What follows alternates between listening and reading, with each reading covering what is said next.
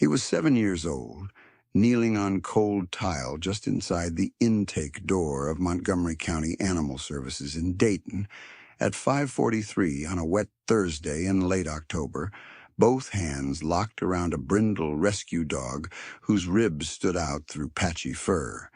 The nylon leash wrapped twice around his wrist, so tight the skin had gone pale, and beside them sat a dented coffee can half filled with rainwater, and 3 pieces of dry cereal gone soft at the edges.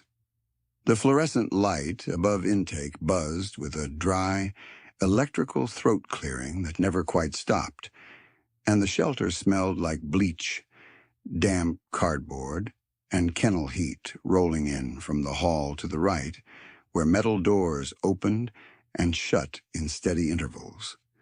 A cracked poster about responsible pet ownership curled off the wall at one corner, its tape browned with age, and a vending machine near the donation bin held 2 empty rows where crackers used to be. Outside, buses hissed at the curb and pulled away, rain ticking against the metal railings as if it had all evening to work. Inside, under a flickering tube light no one had replaced, something irreversible waited to be written down in block letters on a surrender form. He did not cry. That was the first thing the room would remember later and feel in their chest. The second was the way he kept one knee planted on the tile and one foot under him, like he had learned to stay ready to move while still holding on to what mattered. His hoodie was too thin for the weather and darkened in patches where rain had soaked through at the shoulders, and there was a run in the cuff at his left wrist, where the leash crossed skin. His sneakers were small, canvas, blue once, but now mostly gray at the toes, laces frayed and tied with a patient knot someone had pulled tight that morning or the day before. The dog leaned against him without sound, head low, breathing in short, careful pulls, the way underfed animals sometimes conserve effort, as if the room itself were uphill. At the counter, a receptionist in reading glasses and a county badge with a chipped corner kept her eyes on a surrender clipboard lined with check boxes. Owner deceased, housing loss, bite history, moving, hardship, other. Her pen moved, stopped, moved again. 2 people in line behind the boy shifted their weight in the practiced rhythm of people waiting in government buildings at closing time. A woman in a maroon cardigan with a school district lanyard held a manila folder to her chest and glanced toward the clock every 20 seconds. 2 men in work uniforms, one in electrical blue and one in oil-stained tan, smelled faintly of machine grease and rain. Nobody spoke to the child. Nobody stepped around him to kneel. A shelter volunteer folded, donated towels near the kennel hall, and did not look up for nearly a minute. He had brought almost nothing that counted as almost anything. A backpack with one strap mended by black thread, the coffee can, a red bandana tied around the dog's collar, faded at the fold line as though it had been washed and dried too many times.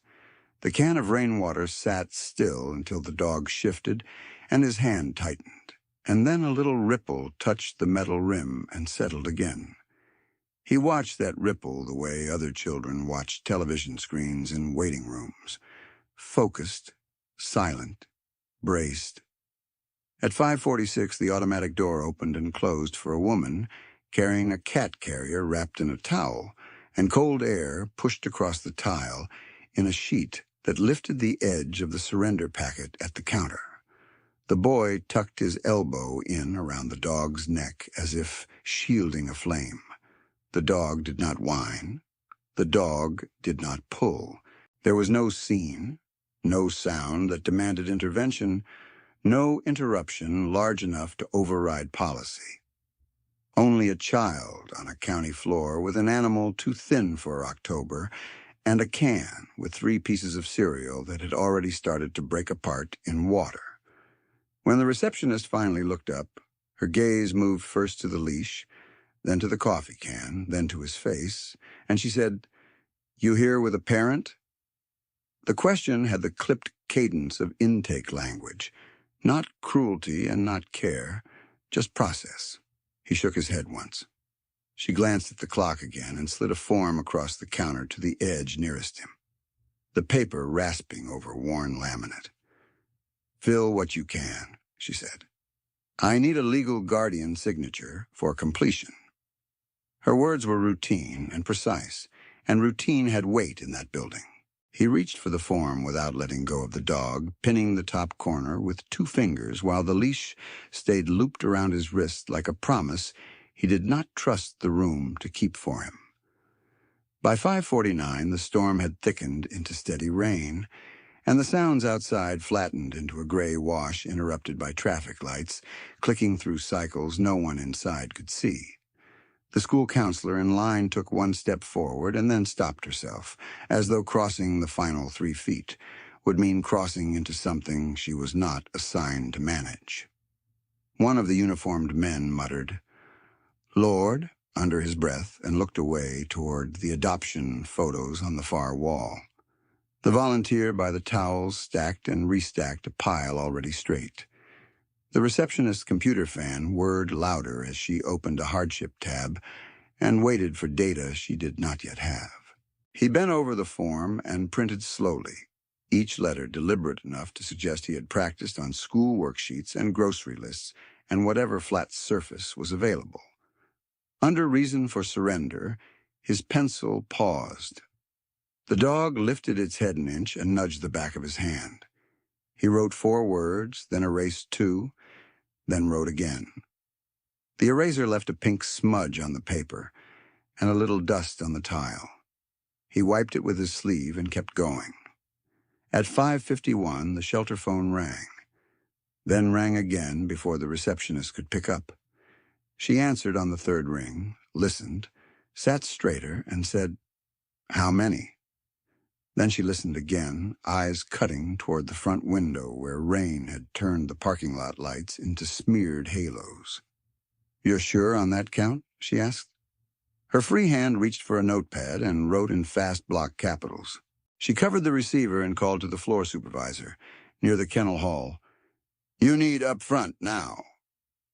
The supervisor, a compact woman in green scrubs with bite-proof gloves tucked in her back pocket, came at once and took the note.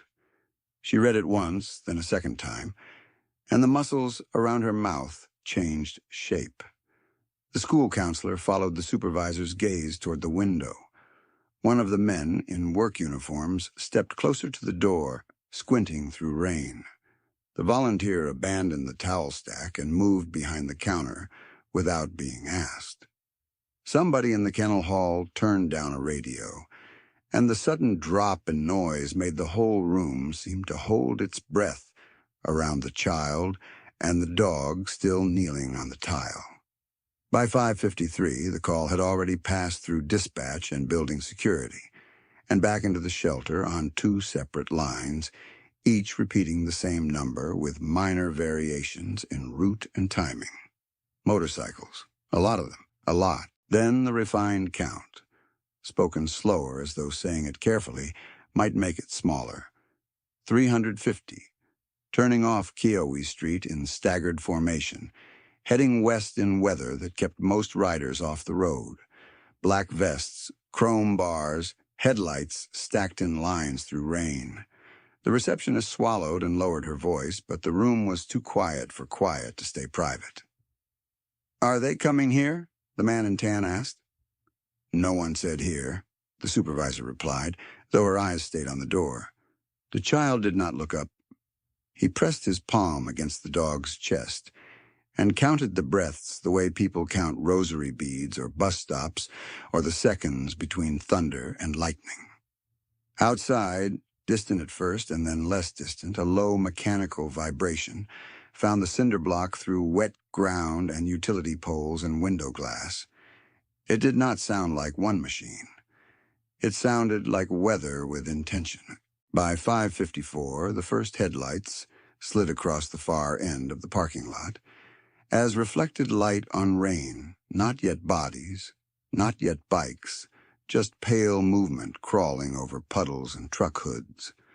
In line, the school counselor stepped back on instinct and tightened her grip on the folder until the corners bent. One uniformed man whispered, "This is bad timing," and the other said nothing at all. A cat began yowling from its covered carrier in a sound that lifted hair along forearms and died into a hoarse cough. The volunteer near the counter pulled the donation bin 2 feet farther from the door, as if creating space might create safety. The number arrived before the riders did, and that was enough to trigger every old story the city told itself about leather, noise, and trouble carried in broad shoulders. 350. People did the arithmetic in their heads and landed on fear because fear was familiar and fast. No one yet understood they were hearing protection and calling it danger. No one yet understood that sometimes the men a city crossed the street to avoid were the same men who refused to cross the street when a child was cornered by rules nobody else bothered to question. Under that flickering light, with the surrender form damp at one corner from a child's sleeve, and a dog leaning into a small body for warmth, the room braced for the wrong kind of arrival. The room braced for the wrong kind of arrival, and in that hard little pause between assumption and fact, the county supervisor reached for the deadbolt under the counter and stopped with her fingers on the metal. She looked at the boy first. Not the door, not the rain-smeared glass, not the nervous adults shifting their weight, but the 7-year-old on the tile with a surrender form pinned beneath 2 fingers and a dog leaning into him for heat. Her hand came away from the lock. Procedure told her to secure the building. Something older, quieter, and more accurate told her to wait one more breath. Outside, the engine note thickened until it became less a sound than a pressure moving through the cinder block and up through shoe soles, a low mechanical pulse that made the cat in the towel-covered carrier go silent mid-cry. Headlights crossed the far lot in bands, white over black water, then vanished behind the line of city maples, stripped nearly bare by October wind. The men in work uniforms took 2 steps back from the entry mat without discussing it. The school counselor lowered her folder against her chest like a shield she knew would not shield anything. The boy kept his eyes on the dog's rib cage, counting the rise and fall with his lips barely moving. He did not ask what the noise was. He did not turn to look at the lot. Children who still believed adults would explain everything usually asked questions. He only tightened his arm around the brindle neck and shifted his knee off the coldest tile seam. The paradox lived in that room before anyone said it out loud. The people most of Dayton had trained itself to distrust were rolling through rain toward a county building because a child had run out of options, and the people who looked safest in fluorescent light had already reached for forms, signatures, deadlines, and closing time. Sometimes danger looked like noise and inked skin and old leather gone gray at the seams. Sometimes danger looked like a checkbox labeled hardship, followed by a line for guardian's signature no 7-year-old could provide. At 5:55, a second call came in through the supervisor's desk line from dispatch, and this time the dispatcher did not sound alarmed. He sounded precise. "No active threat indicators," he said. "Riders are in formation, speed controlled, no lane splitting, no pursuit behavior." They asked for visual on intake status. The supervisor wrote each phrase in block letters on the back of a euthanasia inventory sheet because that was the nearest paper under her hand. She read the sentence twice, then passed it to the receptionist without comment. The receptionist adjusted her glasses, read, and looked up at the child with an expression that had no place in county policy manual language. Not pity, not fear. Recognition, maybe, arriving late and all at once. She cleared her throat and asked him, "What's your dog's name?" It was the first question anyone in the room had asked that treated the animal like a life instead of an item in a process queue. "Blue," he whispered. The dog raised one ear at the sound of his own name and then let it fall again. The supervisor nodded once, almost to herself, and set her radio on the counter, speaker side up. "Nobody move him," she said to the room, then to the receptionist. "Mark intake pending review." Her voice was steady again, but she had shifted from end-of-day rhythm into triage rhythm, the tone nurses used when priorities rearranged themselves in real time. No one argued. Even the line held still. Rain tapped harder on the awning, and somewhere in the kennel hall a metal latch snapped shut with the clean, hard sound of finality. Across downtown, 5 minutes and a river bend away, the wet streets of Dayton held the day's residue in shallow gutters.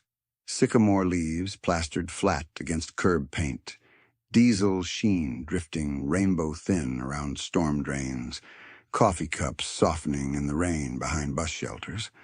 A campaign flyer turned to pulp at the corner of 3rd and Keowee, where a patrol SUV had idled that afternoon while traffic lights cycled red, yellow, green into a sky the color of cooling steel. The city moved the way it always moved near closing hour, fast where it could, and indifferent where it could not help being indifferent. Montgomery County Animal Services sat in that movement like a practical sentence at the end of a practical block, all function and low budgets and repairs done in the stages. The front vestibule tile had 2 shades because one shipment had been discontinued in 2016. The ceiling above intake carried a water stain shaped like a torn mitten where a roof leak had been patched, reopened, and patched again. A corkboard by the time clock held 3 yellowed work orders from separate summers, each marked completed in blue pen, though the flicker over the entry still flickered when rain pushed humidity through the wiring. The donation bin by the vending machine smelled faintly of wet wool, laundry powder, and old newspaper ink. The receptionist's nameplate read K. Loomis, though almost nobody called her Karen except billing. She had worked county counters for 19 years, first at permits, then at public records, then here after her husband's second stroke, changed their insurance math, and required a job with overtime. She kept a tube of unscented hand cream in the top drawer to fight the bleach crackle in winter, and carried reading glasses on a chain because the last pair had vanished under a stack of bite reports. When children came in with adults, she always slid a sticker across the counter, if she had one left. Tonight there were no stickers left, only surrender packets, and a half-empty cup of coffee gone metallic from sitting too long on a warming plate. Near the kennel hall, the volunteer who had been folding towels was named Alma Reyes, 63, retired cafeteria manager, every Wednesday and Thursday shift for 6 years, except the month her sister died in El Paso. Alma folded towels in thirds, then thirds again, edges aligned, because she believed order was a form of care, and because animals settled better when linens came out warm and even from the dryer.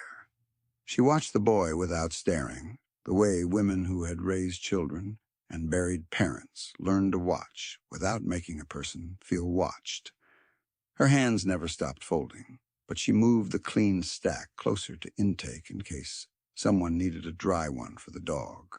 At 5:57, the floor supervisor, Dana Pike, checked the wall clock, checked the door, and logged a note in the incident binder. Heavy rider presence reported nearby. Shelter operations paused. Pending assessment. Child surrender case in progress. Dana had worked animal control 12 years, had 2 healed bite scars on her forearm, and 1 divorce she referred to as paperwork fatigue, and she trusted patterns. Pattern said loud groups near closing hour meant trouble. Pattern also said frightened children kept talking, bargaining, escalating. This boy had done none of that. He had written carefully on a county form and held still as if stillness itself could hold Blue in place. That detail sat heavier with her than the engine noise. By 5:58, the rain had shifted from steady sheet to cold needles, audible now even through double glass in fast, slanting taps that changed pitch when wind pushed it under the awning lip. The smell at the front door changed with it. Bleach and kennel heat, cut by wet asphalt, and the mineral odor that rose off brick when temperature dropped fast. A bus hissed at the corner and pulled away. A freight train horn moved low across the river, 2 long notes and a short one, then faded under the rumble threading closer from the south. The boy's surrender form had softened at the bottom edge where his sleeve had rested. Under owner name, he had printed Eli Turner in square school letters. Under pet name, Blue. Under reason for surrender, he had written, "Can't buy food," and then, smaller beneath it, "Please keep him out of cage." He had misspelled because once, erased the N and written it again. Karen Loomis read the line while pretending to verify intake fields, and felt her jaw locked tight enough to ache near the ear. She had processed animal surrenders for eviction, military transfer, hospice entry, and one house fire that took everything but a parakeet. This was different by its restraint. No dramatic story, no angry explanation. Just the plain arithmetic of not enough money and one request shaped like a plea. At 5:59, Dana stepped to the vestibule and looked through the safety glass without opening it. The first rank of riders was visible now at the far edge of the lot. Engines idling low, helmets beaded with rain, headlights cutting white bars through mist. They did not crowd the entrance. They stopped in disciplined stagger near the curb, leaving a full lane open for emergency vehicles and bus pull-through as if someone had briefed them on municipal traffic flow and expected compliance. Dana had seen protests, memorial rides, and post-game chaos. This did not move like any of those. This moved like a plan designed by people used to being misunderstood and careful anyway. At 6 o'clock, closing time, no one reached to flip the open sign. Karen left it lit. From the back office, a printer spat out 3 pages of kennel medication logs, and then jammed with a soft, mechanical cough. In exam room 2, a metal bowl rolled half an inch on stainless steel and stopped. The fluorescent hum over intake held steady for 4 seconds. Flickered once, steadied again. Alma set down a folded towel and took another from the basket. Aligning corners no one would notice. Small motions kept the room from breaking into panic. Small motions kept breath regular. Eli finally looked toward the door when the nearest engine cut. Then another, the sound dropping in layers until rain became audible again between idle pulses. He did not stand. He leaned closer to Blue and pressed his cheek into the dog's neck where fur still held a trace of shampoo from some earlier, better week. Blue's tail thumped once against the tile, a dull, soft tap like a hand against a paperback cover. Dana stepped back from the glass and said, "They're holding position." She kept her voice low so it would not startle the child. "No one comes in unless we ask." Karen nodded and reached for the hardship protocol binder she had not opened in 9 months because it usually led nowhere without signatures. IDs, utility bills, proof of residency, and time nobody at this counter had after 5. She laid it flat, found the waiver tab, and slid it within reach. The room did not relax. It recalibrated. Then, through rain and engine hush and fluorescent buzz, 3 measured knocks sounded at the intake door. Not hard, not hurried. The kind of knock used by someone asking entry into a place he understood he was not supposed to enter. Dana met Karen's eyes, saw the same decision forming there, and turned the lock. Dana turned the lock, opened the intake door 6 inches, and looked up into rain running off a black half-helmet and down the collar of a weathered leather cut that had gone gray at the seams. The man outside did not crowd the threshold. He stood with his boots square on the wet mat, hands visible, left hand empty, right hand holding his helmet by the chin strap, water dripping from his knuckles in steady threads. His shoulders were broad enough to fill most of the doorway, but he carried them without threat, like weight he had gotten used to carrying because no one else would. A jagged scar crossed his left cheek and disappeared into a faded cavalry tattoo at his neck. His left knee clicked when he shifted his stance, audible even under the rain. "Steve Carson," he said. "I need to come in." Dana kept one hand on the door edge. "You alone?" He nodded once toward the lot without turning. "Riders stay outside unless you ask." His voice was low and gravel-worn, not loud, not performative, and he waited for her decision the way people waited, who understood institutional doors, had their own rules and their own history. She opened the door the rest of the way. "No crowding. No speeches." "Understood," he said, and stepped across the threshold, bringing October rain and cold air in with him. By 6:02 on that wet Thursday, the room had already learned that Steve Carson moved like a man with an old map of damage under his skin. The slight favoring of the left leg from shrapnel that had never fully stopped speaking, the careful turn of his spine before he bent, the brief pause before straightening that suggested a lower back that popped every morning whether he wanted it to or not. He was 48, with sun-bleached brown hair cut close around the ears, a knuckle ridge on his right hand from a break that healed crooked and county lockup, and forearms inked in old lines gone soft with age. 30 years of hard living had left their mark, but he still held his body like an instrument he kept tuned because one day somebody might need him to use it right. Dayton had known him by pieces and always picked the least forgiving piece first. They knew the 20 months in county for a bar fight he never appealed because his public defender said the footage looked bad, and Steve had shrugged and taken the time.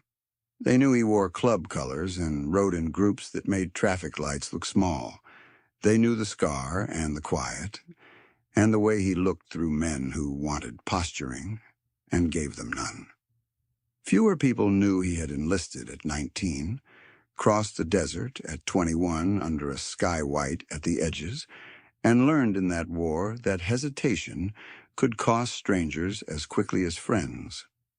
Fewer still knew he sent 3 money orders every month for 9 years to an address in Miamisburg, where his ex-wife never cashed one and returned none.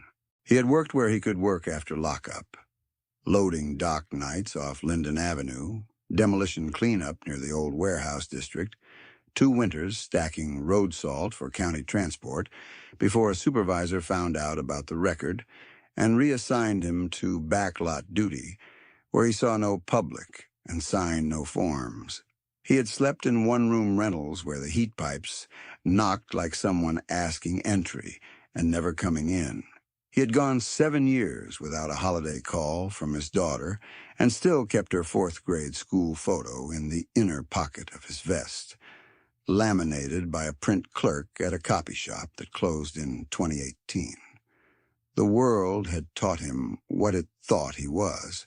He had stopped arguing with it and started watching where its blind spots were. When Dana closed the door behind him, the engine rumble outside dropped to a controlled, low idle, disciplined enough that the fluorescent buzz reclaimed the ceiling. Steve removed his gloves, tucked them into his back pocket, and stood just inside the taped intake line, not crossing it until invited. Water ran off his cut and pooled on the tile in a dark crescent. Karen Loomis watched the puddle form, then watched him look past her, with a focus so immediate it made the room seem briefly out of focus around the one thing he had come to see. He saw the boy first by the posture, not the face. One knee down, one foot planted, body curved around the brindle dog as if shielding heat with his own ribs. Then he saw the leash looped twice around a narrow wrist, skin pale where nylon pressed. Then the coffee can with rainwater and soggy cereal, gone to paste. The details hit in sequence, each one precise, each one enough by itself. Together they landed like impact. Something in him tightened and aligned. He had learned to trust that alignment in places where delay had consequences no one could take back. Eli looked up at the sound of wet boots on tile. His eyes went to the vest patch, then to Steve's scar, then down to the hands. Children measured danger by hands before they measured it by faces. Steve stopped 4 feet away and lowered himself slowly, left knee objecting with a soft click, until he was not towering over the child anymore. He set his helmet down beside his own boot, palms open on his thighs, giving Eli a full second to choose whether to speak or turn away. Blue lifted his head and sniffed the air between them, nostrils working through bleach, rain, leather, and the faint machine oil scent that lived in Steve's jacket. The dog's tail moved once, barely, a weak tap against tile. No one else in the room interrupted. Alma Reyes stood with a folded towel in both hands and did not move. The 2 uniformed men held themselves still as posts. The school counselor's folder had slipped to her side, forgotten for the first time since she arrived. Outside, engines held steady like distant thunder refusing to leave. Eli's voice came out thin but clear. "Can you take him back for me so he eats?" he whispered, then swallowed and added, "But don't let them put him in a cage." The sentence was small enough to miss if a room was listening for drama. Steve heard every word. He looked at the form under Eli's fingers, the erased line, the careful print, the soft paper edge darkened by rainwater from a child's sleeve. He looked at Blue's flank, counting shallow breaths. He looked at the leash and the double wrap and understood what that knot meant without asking. Children tied things tight when they believed they were about to lose them. "I can see your shoes, kid," Steve said. "I'm not taking him away from you." Eli's shoulders dropped less than an inch. It was still a drop. By 6:05, Steve had taken in the room the way he took in road conditions, at 60 miles an hour, exits, risks, witnesses, who might help if asked and who would freeze. Dana at the door, decisive and tired. Karen at the terminal, already on the hardship tab. Alma with dry towels and a face that said she had made hard choices and paid for them. A line of bystanders who had arrived as separate people and now stood as one silent audience to a child negotiating surrender terms like a tenant reading a lease he could not sign. Institutional failure did not always come with shouting. Sometimes it came with forms that required the one thing a 7-year-old never had. He reached into his vest, took out a worn card sleeve, and pulled free a county veteran. Service's ID, edges cracked, photo 10 years old. He handed it to Dana without standing, eyes staying near Eli so the boy did not feel abandoned even for a second. Dana read the name, checked the date, and gave it back without comment. Legitimacy in buildings like this moved through tiny rituals. Steve understood that and gave her what she needed. Karen cleared her throat. "Mr. Carson, are you legal guardian?" "No," he said. "Then I can't transfer ownership directly." "I'm not asking transfer." He nodded toward the form. "I'm asking hardship hold with community feed support. Keep title with the kid." Karen stared at him for a beat, then at Dana. Dana gave the smallest nod and Karen turned back to her screen, fingers moving faster now, clicking through tabs most people never saw. The printer in back coughed again and then resumed, spitting one clean page.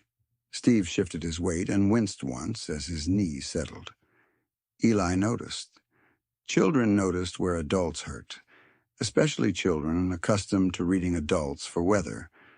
Steve gave a short breath through his nose and rested his forearm on his raised thigh, easy and steady. "What grade you in?" he asked. "Second," Eli whispered. "You been feeding him what you can?" Eli nodded toward the coffee can. "Cereal, some hot dog bun yesterday. He gave me his part when I had a stomachache." Blue's eyes stayed on Eli, not on Steve, as if awaiting instruction from the only person who had ever had authority over him. Steve had seen men in combat share water they needed more than the man beside them. He had seen inmates split commissary between two because one had court fees due and no one on the outside. He knew loyalty when he saw it, and he knew when it was being mistaken for neglect by people who had never had to divide one meal 3 ways. Karen printed a preliminary hardship worksheet and slid it across to Dana. "Needs director override," she said. "After-hours authorization, public witness recommended." "Do it," Dana said. Outside, 3 engines cut at once, then restarted in staggered sequence. A signal passed through the line. Steve tilted his head slightly, listening, reading the pattern. Not agitation, adjustment. Riders repositioning to keep a bus lane clear at the corner where KOE fed into 3rd. Logistics, not intimidation. The room heard noise, Steve heard intent. Eli followed his glance toward the rain-streaked glass. "Are they mad?" he asked. Steve shook his head. "They're waiting." "For what?" "For me to tell them what you need." The boy looked down at Blue and rubbed a thumb over the red bandana knot at the dog's collar, worn thin at one edge. "I need him to eat," Eli said, "and stay with me." Steve nodded once, a soldier's acknowledgement, simple and complete. "Then that's the plan." At 6:08, a bus exhaled at the curb and moved on, headlights sweeping the intake wall and briefly illuminating the cracked poster about responsible pet ownership, until the tape curl cast a small hook shadow. Rain tracked down the glass in parallel lines. Somewhere in the kennel hall, a shepherd mix barked 3 times and fell quiet. The fluorescent flicker steadied. Steve reached for the leash, not to take it, only to touch the doubled loop and ease the pressure where it had left a pale groove around Eli's wrist. He did it slowly, giving Eli room to refuse. Eli watched his hand, then let him adjust the nylon 1 notch looser. When circulation returned, the skin flushed pink in a thin ring. "Better?" Steve asked. Eli nodded. Steve looked at Dana. "I need a phone." Dana handed him the desk handset without asking what number. He took it, stood with a low pop in his spine, and paused 1 second with the receiver in his hand, eyes on Eli and Blue on the tile under that tired, humming light, as the room waited to see what he would do next. Steve did not dial right away. He rested the receiver against his chest and looked at Eli's wrist, where the nylon had left that pale groove, then at the surrender form, then at the 3 soft pieces of cereal floating in rainwater in the coffee can. And he understood that whatever call he made had to be bigger than dog food and 1 waiver code. It had to answer for all the minutes before this one. "Eli," he said, keeping his voice low, "what time did you leave home?" The boy glanced at the wall clock as if he could count backward from it and whispered, "After lunch bell." I waited by the side door so no one saw Blue. Karen Loomis had 1 hand on the hardship binder, 1 hand on her keyboard. She did not interrupt.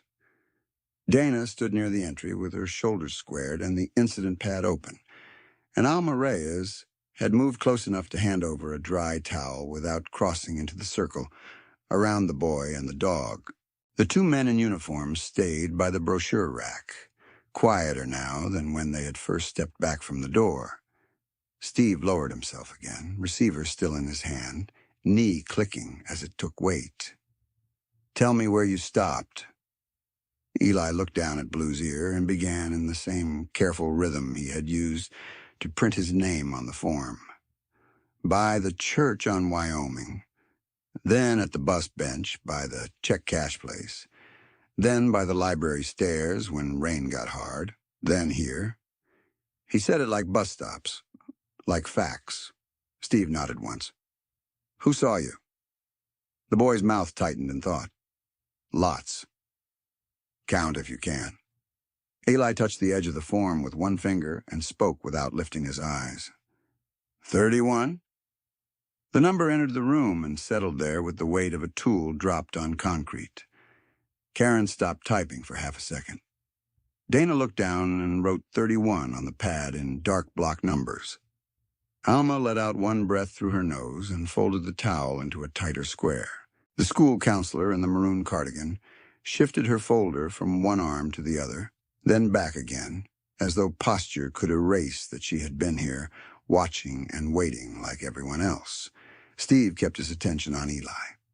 Who were they? Eli counted on his fingertips, thumb tucked in. Pastor from Yellow Church with the little bell. Deputy in the white SUV at Third Light. Mr. Baines from upstairs in my building. 2 lunch ladies behind school, by the fence. Mailman. Lady with baby stroller. 3 high school kids. Bus driver when he kneeled bus down. Library lady with keys. Man with paint on his pants. The crossing guard with orange coat. More people. He paused, then added in a whisper that held no accusation, because accusation required believing people owed you something. Nobody stopped. Steve had heard gunfire in concrete alleys and sandstorms against armored glass and men making promises they did not intend to keep. But this plain list from a second grader landed harder than those. It was precise. It did not perform. It only existed. 31 people across 5 hours in a city full of programs and posters and hotline numbers, and a 7-year-old had arrived at county intake with a starving rescue dog and a can of rainwater. Dana looked toward the school counselor, and the counselor gave the smallest nod, almost involuntary. "I saw him at the crosswalk by Jefferson around 4:15, she said. "I thought he was waiting for a parent. I was late for a meeting." She stopped there, sentence cut clean. One of the men in work uniforms cleared his throat. "He was outside Harlan Hardware at 5:10. Dog was under the awning. I figured his folks were inside." The second man kept his eyes on the tile and said, "He asked me where Animal Services was. I pointed and kept walking." No one looked at anyone else for several seconds. Rain tapped the glass in quick needles. Somewhere in the kennel hall, metal scraped metal and then went still. Steve turned enough to include the room without standing up. 31 people walked past him, he said. 31. Pastor, deputy, neighbor, school staff, workers heading home. Every one of them had a reason. None of those reasons fed this dog. His voice never rose. That made it travel farther. Karen swallowed and pulled the hardship waiver sheet free. "I can document community witness in support of emergency assistance," she said. "It strengthens director override. I need names if people are willing." The school counselor stepped forward first and set her folder on the counter. "Cynthia Lark, Dayton Public Schools." Her hand shook once when she reached for the pen, then steadied. The man in tan uniform followed. Then the man in blue. Alma added her name without removing her reading glasses, writing carefully in narrow practice script. Dana printed hers in all caps as shift supervisor and pushed the clipboard toward Karen. By 6:11, the intake room had changed in the only way rooms like that changed. Not through speeches, but through paperwork, finally bending toward the person in front of it. Steve looked back to Eli. The boy had not moved much. He was still wrapped around Blue, still guarding heat with his own body. But his breathing had eased from quick chest pulls into something steadier. Blue lifted his head and placed his chin on Eli's ankle. A frail gesture of trust from an animal that had run out of reserve. "I need one more thing from you," Steve said. Eli nodded. "I need exactly what you want me to say when I make this call." The boy's eyes finally lifted to Steve's face. Not the patch, not the scar, not the boots. His pupils looked wide in the fluorescent light. He leaned forward until his mouth was close to Blue's ear, then turned and whispered so quietly Steve had to bend in. "Don't let them say I gave him up." The words were short and clean, and they cut through every layer of policy in the room. Steve held his gaze. "I won't." Eli gripped the leash once and then loosened it, as if testing whether that promise could hold weight. He whispered again, even lower, "Don't let him sleep hungry tonight." Steve nodded once, the way he had nodded to men on convoy roads when there was no extra language to spend. "He eats tonight," he said. Eli's shoulders settled against Blue's side. He was not crying. That was still the detail that stayed with everyone watching. No tears, no scene, no bargaining tantrum. Just a child making two requests any adult should have made for him hours earlier. Keep the bond intact. Keep the dog fed. Alma moved in then, slow enough not to startle either of them, and draped the folded towel over Eli's wet shoulders. He glanced up at her, surprised, then gave a small nod. She returned one and stepped back to her place by the donation bin. Karen slid a paper cup of water to the edge of the counter nearest Eli and did not ask him to come get it. Dana took a second sheet from the printer and clipped it behind the waiver form. At 6:13, as another bus sighed at the curb and pulled away under rain, Steve stood with the handset, turned slightly from the room, and dialed a number he knew by muscle memory.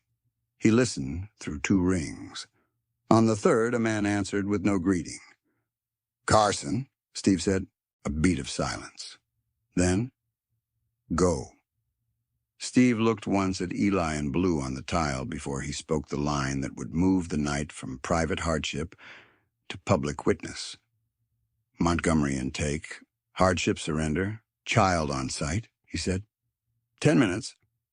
He listened, nodded at words nobody else could hear, and hung up without adding anything. No announcement followed, no explanation. He set the handset back in its cradle and walked to the vestibule glass. Outside, under awning light and rain, riders waited in controlled rows, engines idling low enough to leave room for thought. Steve lifted his left hand to shoulder height and made one short signal. 2 fingers forward, palm down, then dropped his hand to his side. Across the lot, 3 headlights cut, then came back. At the corner, 6 bikes eased half a length to clear the bus lane. A woman in an auxiliary vest stepped off a parked trike and opened a hard case strapped to the back, then closed it again, waiting for the next cue. Discipline moved through the formation without a single shouted word. Behind him, Karen murmured to Dana, "Director line is ringing." Dana picked up, identified herself, and began reading from the top of the incident sheet. Time, child present, animal condition, hardship claim, community witness list, immediate support pending. Her tone was clipped and professional, but her free hand had flattened over the edge of Eli's form, as if physically anchoring it to the counter. Steve stayed by the glass. He did not pace. He watched rain run down the outside pane and listened to the room settle into a tense, purposeful quiet. Printer feeding 1 page at a time, keyboard taps in bursts, kennel latch in the back, Blue's shallow breathing near Eli's shoes. He had learned long ago that after the call came the thin slice of time where outcomes were not yet visible and resolve had to hold anyway. By 6:16, the fluorescent hum seemed louder because everyone had stopped filling silence with nervous talk. Cynthia Lark stood near the brochure rack with her hands clasped tight at her waist. The two men in uniforms had removed their caps and held them in front of their chests. Alma counted out dog treats from a donation jar into a paper cup, then thought better of it, and set them aside for later, watching Blue for signs he could handle food yet. Eli looked up at Steve at the door and whispered, "Are they coming in?" "Only if needed," Steve said. "Mostly they're making sure nobody looks away this time." The boy absorbed that, then rested his cheek against Blue's neck again. The red bandana at Blue's collar had frayed to white threads at one edge, and Eli smoothed it flat with two fingertips, as carefully as if he were smoothing a blanket over someone sleeping. Dana covered the receiver, turned to Steve, and said, "Director wants documented feed plan, delivery logistics, and witness signatures before final stamp. She's on her way from county admin." Steve gave a single nod. "Then we document." He kept his eyes on the rain-dark lot where engines idled in patient formation, and the city traffic kept moving beyond them as if this corner of Dayton were not about to be corrected in plain sight. The result of the call had not arrived yet. It was coming. It was coming. And then it came in layers, not as a sudden blast, but as a gathering pressure that started somewhere beyond the river bend and moved through wet pavement, curb steel, window frames, and bone. Steve felt it first in the heel of his right boot against the tile, a low rotary pulse slipping under the fluorescent hum and printer chatter. And he watched Dana feel it a second later by the way her pen paused above the incident sheet without lifting. The rumble was still blocks away, yet it had already entered the building and rearranged everyone's breathing. Outside the vestibule glass, the first riders held their positions exactly where he had signaled, engines steady, headlights fixed low, leaving the bus lane open like they had measured city traffic with a surveyor's string. Beyond them, the rain-dark street at 3rd looked almost empty for one long moment. Only a spray of taillights and a delivery van pushing through standing water. Then the air thickened with a second note, deeper than the idle in the lot, and the cinder block wall behind intake carried a faint vibration that made the cracked corner of the pet ownership poster tremble against tape. Eli raised his head from Blue's neck and listened without moving his hands. He did not ask if it was thunder. He had already learned the difference between weather and machinery. Blue's ears came up, then tilted forward, and the dog's ribs lifted in a careful breath as if even hunger made room for recognition. By 6:18 on that same wet Thursday, the formation already staged outside tightened its logistics. Outer line pairs cycled along KOE and back into view at controlled speed, 2 by 2, tires cutting narrow wakes through rainwater. No revving, no drift, no crowding the curb. Their lights moved across the shelter facade in white bands, then settled into fixed points as each rider retook an assigned mark. The sound was what hit hardest, a braided mechanical thunder that did not spike so much as fill every available space, from the intake desk drawers to the hollow aluminum legs of the waiting chairs. Karen looked up from her terminal and counted under her breath without meaning to, eyes flicking from row to row. Alma stopped with a towel half folded and watched the same way people watched hospital monitors when numbers mattered more than comfort. Cynthia Lark stood at the brochure rack and pressed her fingers flat against her folder until the cardboard softened at the corners. The two men in work uniforms moved aside from the glass, not in fear now, just to clear a line of sight for Dana and Steve. The last rotation came from the far end of the block, a long arc of headlights through rain, and the count became unmistakable all at once because the formation locked in. 350 motorcycles, riders in every slot, rain striping their sleeves and visors. Engines carrying a disciplined idle that sat in the chest like a second heartbeat.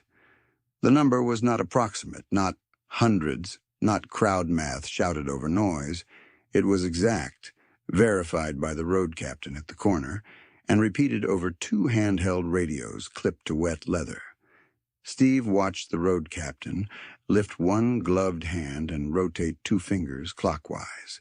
At that signal, 12 bikes peeled off to the west curb and shut down in sequence to reduce echo near the kennel wing. 6 more moved half a lane south to reopen sight lines for the crosswalk camera. 4 riders dismounted and walked reflective cones from their saddlebags to the edge of the shelter drive, setting a clean channel from curb to intake door without blocking emergency access. Logistics first. Always logistics first. Donna stepped to the vestibule, opened the inner door but not the outer, and keyed her radio to county dispatch. Animal services to dispatch, large rider presence confirmed, organized, non-aggressive, traffic lane maintained, no breach. She listened, repeated the final code, and clipped the radio back to her waistband. Her jaw had stayed tight for 20 minutes. It loosened by a fraction. Through the glass, Steve caught the eye of Mace Donnelly, club vice president, 51, gray beard tied short with a black band, left shoulder lower from an old rotator cuff tear that never healed straight. Mace tapped his chest twice, then pointed at the curb lane. Steve answered with a single nod. No one inside heard the exchange, but they saw what followed. Riders repositioning by 10s, then 5s, creating 3 corridors instead of 1, each corridor wide enough for a stretcher, a city bus swing, or animal control transfer van. The rumble dropped another notch as outer row engines cut in planned intervals, leaving enough bikes live for rapid movement and enough silence for voices to carry at the door. Eli's eyes tracked the rows of lights, and then returned to Steve. "That's for Blue?" he whispered. Steve crouched again so the boy did not have to crane his neck. "That's for you and Blue," he said. "So nobody turns this into paperwork and forgets you're here." The child nodded once, absorbing the scale the way children absorbed weather systems, as simple fact. He stroked Blue's frayed red bandana with 2 fingertips and leaned back against the towel Alma had draped over his shoulders. Blue shifted and set his chin on Steve's boot, weight light but intentional. At 6:21, a silver sedan with hospital parking tags pulled into the library side lot across the street and stopped short when the driver saw the formation. A woman in navy scrubs got out, umbrella half open, then closed it and crossed under the awning at a quick, purposeful walk, papers tucked under one arm in a plastic sleeve. Sandra Briggs, 52, pediatric night nurse, 11 years on overnights, and one habit of arriving early enough to print discharge packets before shift, reached the vestibule and gave Dana her hospital badge through the gap. Dana checked it, recognized the name from the witness line Karen had started, and let her in. Sandra took one look at Eli on the tile, one look at the rainwater can beside him, and moved to the counter without a word, signing where Karen pointed. The sound outside never vanished. It settled into structure. A low idle at the perimeter, softer engine notes at traffic points, brief ignition bursts when riders rotated positions to keep pipes from flooding in the rain. Steve could read the whole arrangement by ear, each pitch indicating distance and task, each cut and restart signaling compliance with the same plan he had called into motion from the desk phone 6 minutes earlier. The feared noise had become infrastructure. Dana's office line rang. She answered, listened, then held the receiver out toward Steve. "Director wants direct confirmation of site control," she said. Steve took the call and kept his eyes on Eli while he spoke. "Perimeter is set. Bus lane clear, entry channel open, no interior crowding. We can hold this all night if needed." He listened again, gave a short, "Understood," and handed the phone back. The second movement began as soon as he ended the call. The wall. He stepped to the vestibule threshold and opened the outer door 3 feet. Rain blowing in cold against his jeans. "Mace," he said, voice low but carrying. Mace moved to the awning edge. 20 at intake, 40 on traffic and crosswalk points. 6 auxiliary to supply table, south wall. 2 legal at the counter when cleared. No one inside without Dana's okay. Mace nodded. "Copy." There were no speeches, no rev dancer, no show. Riders moved. 20 dismounted at once and took positions in a shallow arc from donation bin window to kennel hall corner, backs to the street, faces outward, leaving a full 10-foot pedestrian lane straight to intake. 40 split to intersections and curb cuts in pre-assigned pairs. 1 rider on bike, 1 on foot with reflective vest, pulled over colors, guiding evening traffic around the shelter entrance, with hand signals cleaner than most construction crews. On the south wall, 6 women from auxiliary support unloaded folding tables, sealed bins, and waterproof totes with color-coded labels: dry kibble, canned food, child coats, socks, gloves, rain ponchos, leashes, bowls. 1 auxiliary member zip-tied a laminated sign to the table leg. "Emergency pet feed intake. County approved pending." Inside, Karen stared through the glass for half a breath, then turned back to her screen and printed the hardship packet in full. Waiver request, feed grant form, witness sheet, temporary supply log, delivery consent. Paper fed through the printer with a rhythm that matched the idling engines outside. "Need signatures from 2 external witnesses and 1 organizational representative," she said. Sandra stepped forward first. "Sandra Briggs, Miami Valley Pediatric Nights," she said, and signed in tight, slanted script. Cynthia Lark signed beneath her, school district ID beside her name. Mace entered when Dana waved him in, boots wiped on the mat before he crossed taped line, and signed as organizational representative without removing his gloves. Steve remained near Eli and Blue while forms moved around him. He watched the boy watch the room, adults finally orienting toward him instead of past him, each task connected to the next. The wall outside held steady, rain running off helmets and vest seams, riders rotating every 7 minutes to keep hands warm and sight lines clear. No one leaned on horns, no one blocked the sidewalk. City buses passed, hissed, and kept schedule. By 6:27, 2 veterans from the outer line brought in a clipboard map of Dayton, divided into 12 delivery sectors, each sector labeled by day and mileage. They stood just inside the vestibule while Dana checked entry, then placed the map on the counter corner. Monday and Thursday drops near Eli's address were already penciled in with initials. Backup rider listed for each route, food quantities scaled to Blue's current weight, plus recovery margin. Karen attached the map to the grant packet with a black binder clip and wrote, "Received 1827" in block letters. The wall completed itself in details. 1 rider moved a storm drain grate clear of leaves, so runoff would not pool where Eli might walk out later. Another taped a battery lantern under the awning where the fluorescent flicker failed at intervals. Auxiliary volunteers sorted child coats by size and placed a small blue one on top when Alma quietly gave them Eli's estimate. A retired paralegal in a rain shell arrived with a portable scanner, scanned every signed page to 2 encrypted drives, handed one to Dana for county record, one to Karen for intake file, and logged both serial numbers on the witness sheet. Physical evidence collected, stored, duplicated, witnessed. Eli watched Steve retie the loose lace on his left shoe, then looked past him through the glass at the long line of riders standing in rain like fence posts with heartbeats. "They staying?" he whispered. Steve finished the double knot and tucked the lace ends in so they would not drag through puddles. "Until this is stamped and your dog eats," he said.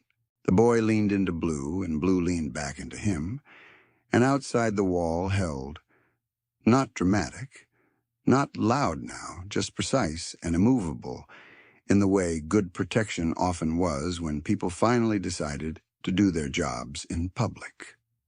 By 6:32, County Director Marlene Keats came in through the rain with her coat unbuttoned and her phone still lit in her hand, a woman of 59 with courthouse posture and a habit of reading every line herself, and the first thing she did was stop just inside intake and look past the counter to the tile where Eli and Blue sat under Alma's towel, as if that square of floor had become the center of the building. "Who has chain on documents?" she asked.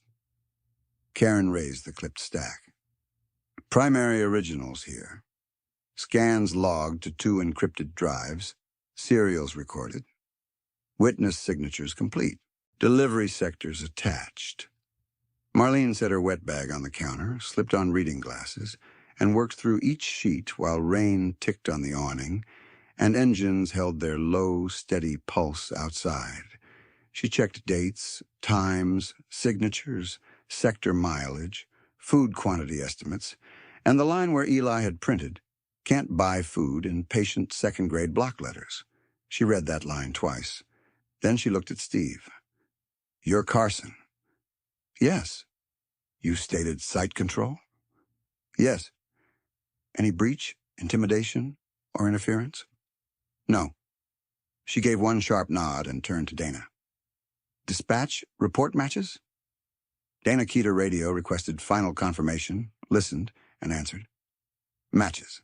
Logged non-aggressive organized support. Traffic compliance maintained. No public safety violations." She wrote the incident closure code at the bottom of her pad and read it back for record. External contact resolve in the flat language institutions trusted.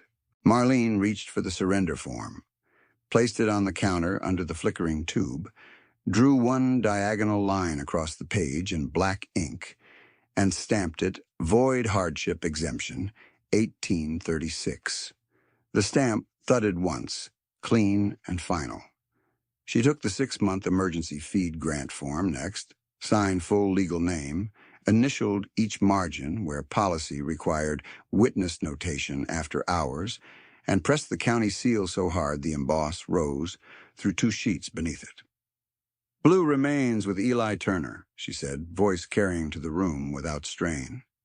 "No intake, no kennel hold, no transfer of ownership. Hardship case active under county statute 4.11 and community support rider. Effective now." The words landed differently than the stamp. They altered air. Karen exhaled and fed the signed packet into the scanner.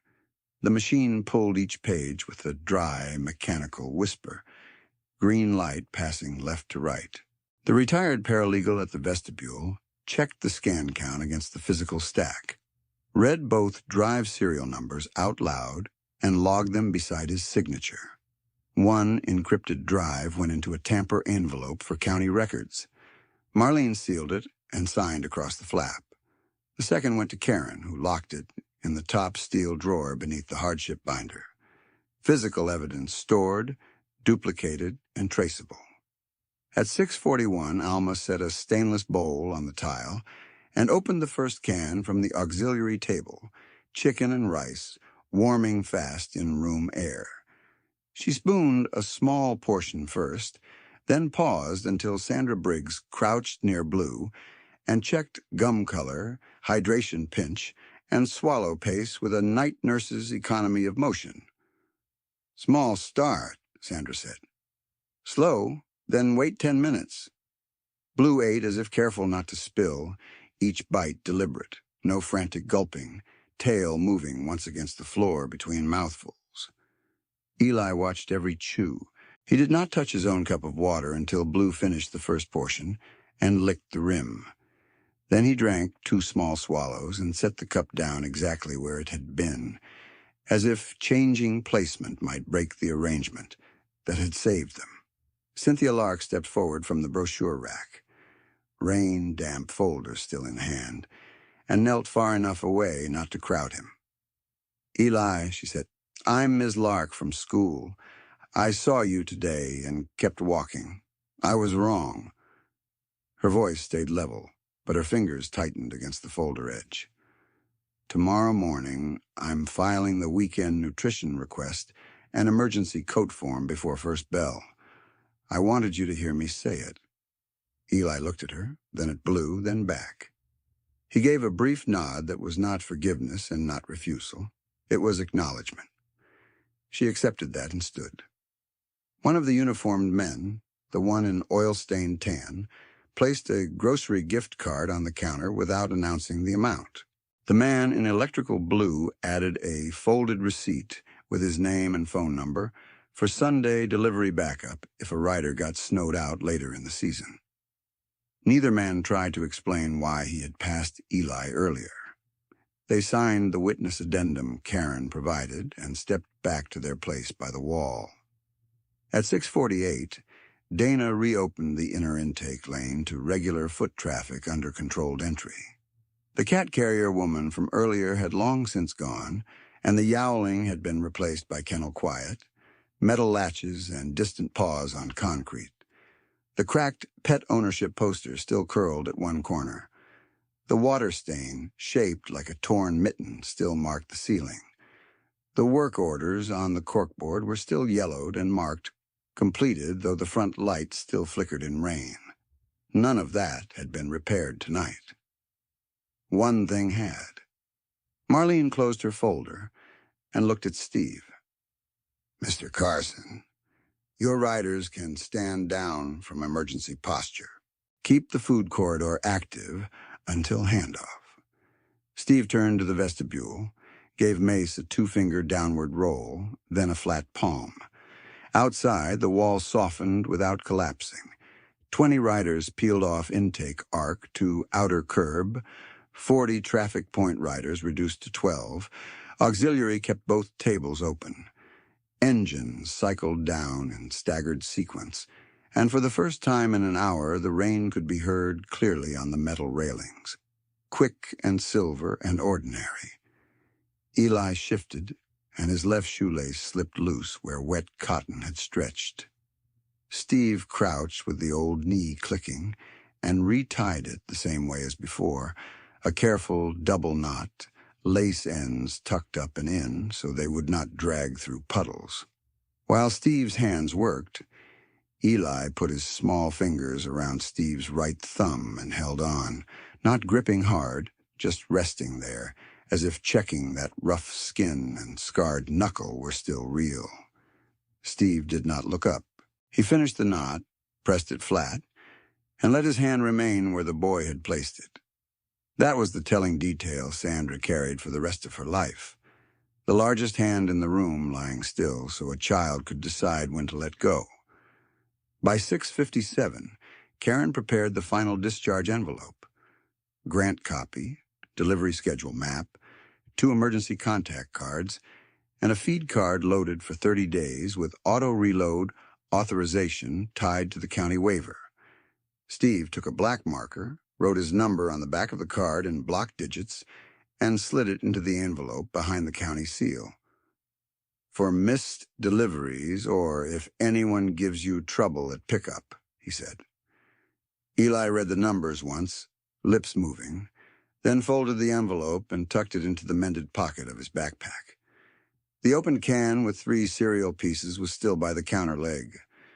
Alma picked it up, rinsed it, dried it, and asked Eli, "Keep or toss?" "Keep," he whispered. She wrapped it in a grocery bag and placed it beside his backpack like it belonged there. Karen did the same with the original surrender form, now stamped void. She asked Eli if he wanted it. He nodded. She slid it into a clear sleeve so the ink would not run and handed it down to him with both hands.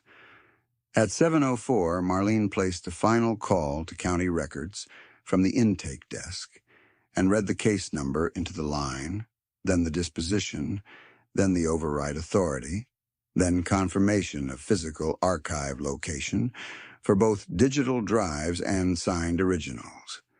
She waited for the clerk to repeat each field, corrected one transposed digit, and ended with child and animal discharged together, verified in person. External contact closed. Sandra gathered the discharge papers she had originally come to print and found them soft at one corner from rain. She tucked them back into her plastic sleeve and looked at Steve for a moment. The same way she had looked when she first came in, only now without the guardedness she had carried through the door. "You did right by him," she said. Steve shook his head once toward Eli. "Room did, once it started." No one answered that. No one needed to. At 7:11, Dana opened the outer door and the cold came in sharp with rain smell and engine heat. Riders at the auxiliary table loaded Eli's backpack with measured weight. One small kibble bag for immediate carry, 2 cans for tonight, coat-size youth small in blue, socks sealed in plastic, collapsible bowl clipped to the strap. The bulk food stayed on scheduled route to avoid burdening him with what he could not carry. Mace reviewed Monday and Thursday drop times with Karen and Dana together, each repeating the same windows so there was no confusion later. Loaded setup paid off in logistics, not promises. Steve walked Eli to the threshold under the oversized rain jacket draped around his shoulders. Blue at his side on a dry leash auxiliary had swapped in, when they noticed the old nylon fray. The formation along the curb stood in quiet rows, helmets under arms now, rain on shaved heads and gray beards and patched leather, no cheers, no cameras raised, just witness. Eli stopped at the edge of the awning and looked back once at the intake tile. The flickering light, the counter where his form had almost become a surrender.